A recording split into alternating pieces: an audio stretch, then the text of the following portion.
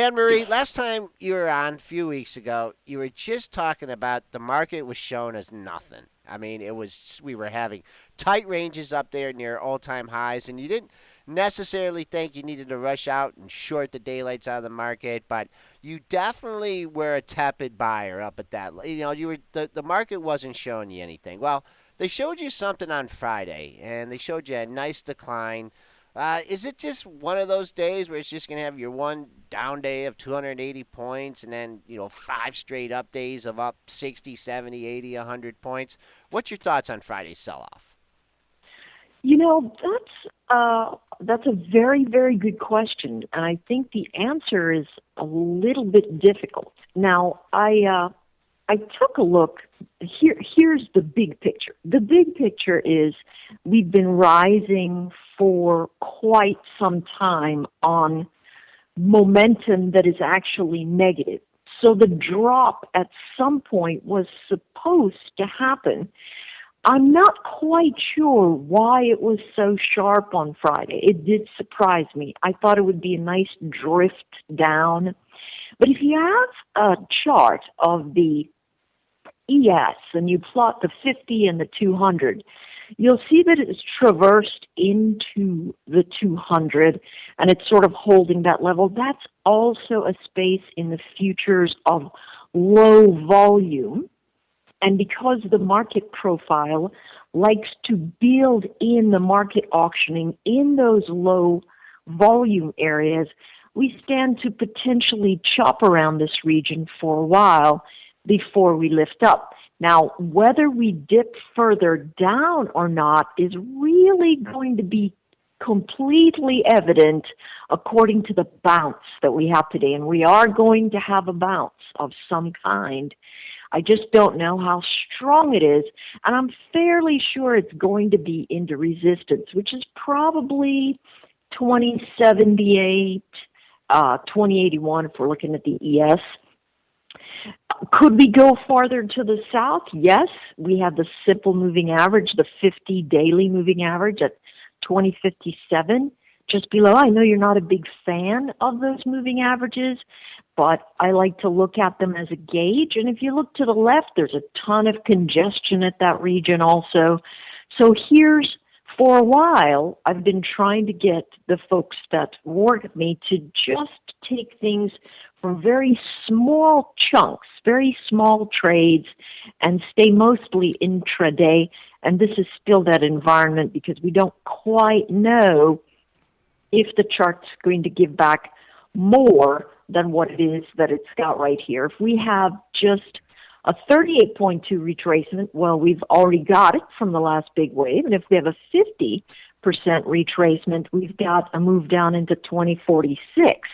So really, the jury's out. What am I suggesting? I think that the momentum that's negative should hold negative, so this resistance should give us some lower levels, but I've been very surprised by buyers over and over again that come out and try to defend these levels. They surprise me, and they've surprised me for weeks.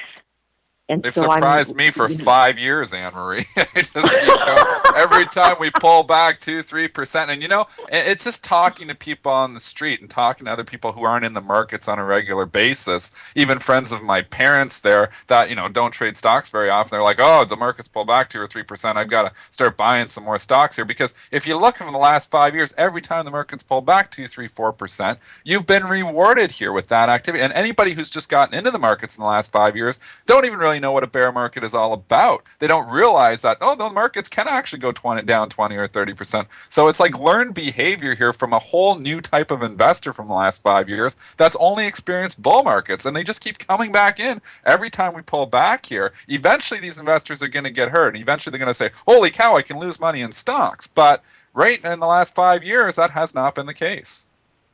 You're spot on there. And it is a learned behavior, and you are absolutely, it's all fun until the first axe really drops. And it's funny, the person that is rewarded in environments like this is the person that knows the least.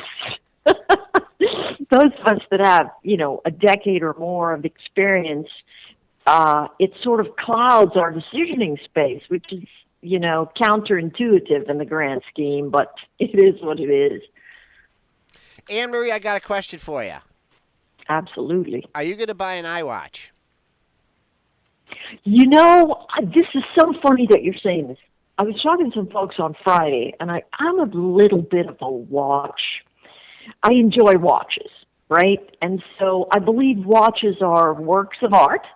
And I thought to myself, there's no way I would ever buy an iWatch. And then I saw one. Ooh. And some of those are absolutely beautiful, particularly for somebody like me that has a stick wrist. My wrists are very, very small, and so the magnetic bands that are coming with these, the nicer versions are just, it's a good-looking watch. I'm not sure if I'm going to talk into it, but, I think that it certainly holds a lot of promise. I am going to look at it more than before because I was really ready to write it off. And then, I saw a stainless steel one and then a white gold one, and I thought, oh, wow, that's pretty nice looking. They've done a pretty nice job. How much are they going to be? How expensive are they? Well, they have one with an athletic band. It looks like rubber, and I think it starts at maybe $3 something.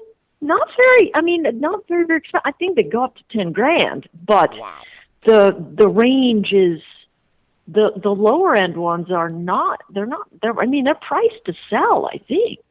And it gets added to the Dow on Friday after a technical breakdown. What's your take on? I mean, how are you going to make money shorting this thing? Going into an event like this, being added to the Dow, even though history doesn't portend too well for that. But give us your technical breakdown of Apple here. Apple needs to pull back. It is extremely extended. It's run really, really hard. And so I expected it to pull back into about 125, and I did expect it to bounce. Now, where it's sitting right now is in no man's land.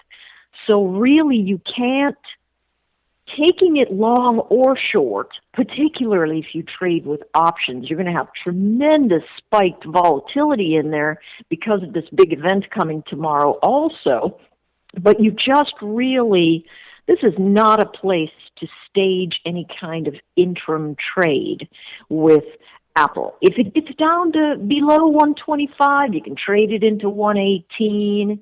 It's got some gaps below there that need filling, but the stock is super solid, and it is very, very hard to trade against the grain where everybody's grandmother wants to have Apple stock. You know what I'm saying? Everybody they're crazy buying it, just crazy buying it. So shorting it, going to be tough, but, I think it has pullback capabilities. For me, I'm actually looking to pick it up. If it gets to 118.50, if it gets to 115, I'm definitely going to go full bore and pick up a nice big group of it. But I just can't. I don't want to short down into those levels because I don't want to get my head ripped off, and I don't want to assume it's going to. So I'm just going to sit on my hands and wait for it to come to me.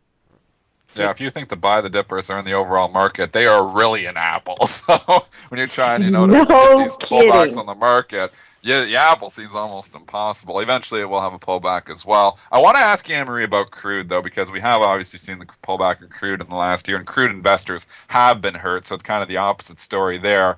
Maybe the investors are a little bit scared of crude. We got Goldman coming out here over the weekend. They're saying crude could go down to $40 here. Technically speaking, what are you seeing here in crude right now? As we've been in this $49, $50, $51 range here for the better part of a month.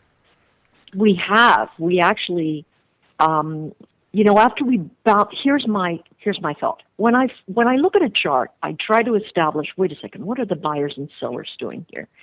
And what I perceive is that there are a group of sellers with lots of money trying to build a bottom here. here's the problem. The fundamental and economic basis for the pullback has not changed. And so eventually those pockets that are very deep right now are going to run out of money. I do not believe that oil is sitting at the bottom at this point. I believe it should double bottom at this 44 area before we definitively think about taking a longer term ride with oil. And so this 49.50 to 48, that $2 region between $48 and $50, really a lot of arguing going on there, but nobody getting a foothold. You can just see that clear line on the bottom somewhere around, 48, where there are buyers going, okay, pick it up here, pick it up here, pick it up here, and they keep getting shoved down, and they keep trying to buy as momentum drifts, and they're going to run out of money. So bottom line is, I don't believe the bottom is in oil. I think it should double bottom, and then that's looking at 44. Could it go to 40? No doubt about it. The technicals hold that it could go to 40. It really, really could. And the physical, I read an article, someone told me about something the other day that said, we have so much build that we're going to run out of room for holding the barrels of oil at the end of April or something like that. And then, there's just every single week the EIA report comes out and there's a new build and a new build and a new build, and the price keeps trying to hold the level. And so we know it's artificial. When the fundamental reasons are not changing, we know it's an artificial move. And so we just have to trade with that in mind. Let's talk about local company here, General Motors, boosting their dividend and issuing a stock buyback. I saw that, a big buyback. Yeah, and boy, now you're gapping up into some major resistance here. If you could pull your chart up there, take a look at GM. This 38 and change has been a huge level. Not only this month, last month, going into a couple times last year. Big move up by 89 cents. We were higher in the pre-market. Give us a quick technical look at GM. Well, what GM has done for the last, month or so is sit in this sideways choppy action. And on Friday, it closed at a very significant support level. And so the bounce here literally gaps us right back up into the congestion zone. Here's what I think is a tell. The top end that's got the high, 38.13, with the news of the buyback, it's not breached it. So to me, I think that people are waiting to see if this fade, if there's going to be a fade in the gap. And if it comes back down into that important support level, hey, listen, if you can get into 36.90 today and pick it up, going to be great for you because you'll only have a 20-cent stop or so. But the fact that they announced the news and all it did was rise itself pre-market back into the inside of the channel that's been there for a month is a really soft response. Even though it looks like a great big gap, all it's done is come back into that resistance level. And so in order to buy that, we have to watch it stabilize. And my guess is that they're going to try, the sellers are very entrenched up there at that 38. And so the sellers are going to try to come back and just stage a region of selling. The question is going to be, where are the buyers sitting? And so if the buyers are sitting somewhere between 36.80 and 37.30, we'll be able to see them start crowding that region. Those are going to be the safe spaces to take along, but I can pretty much guess that popping up over the 38.13 level that's been the high, or the 38.18 that's been the high, it's going to reject that region and come right back into that channel again before it moves to the upside. There's just too much separation and really not a lot of enthusiasm to breach these levels. All right, one more for you, and this is a tight chart too. Gilead Sciences running Love it. Gilead. You like it here? Yeah. Yeah. No, I don't like it here. I like watching this stock because it's able to really pack a punch in a short term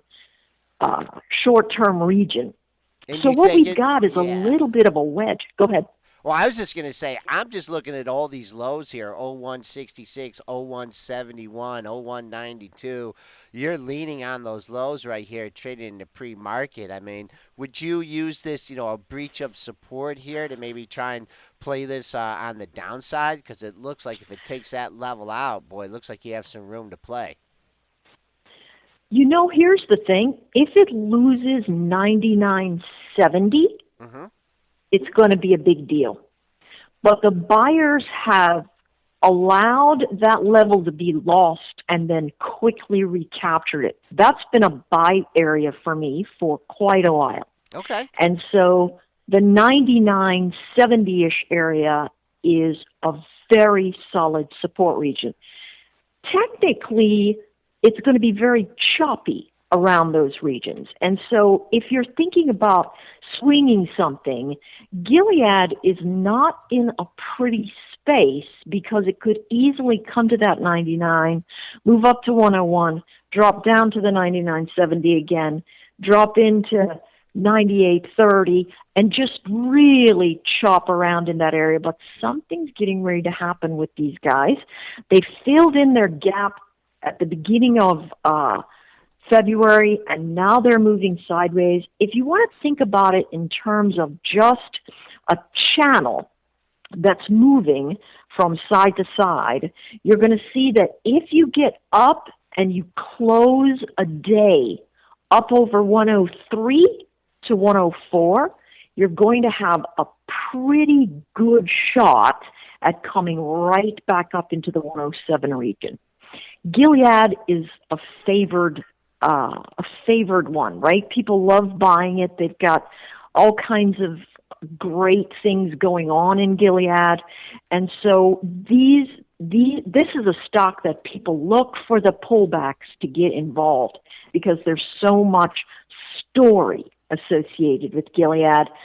Definitely not a good place to take either a swing long or a swing short because it's in a spot of indecision.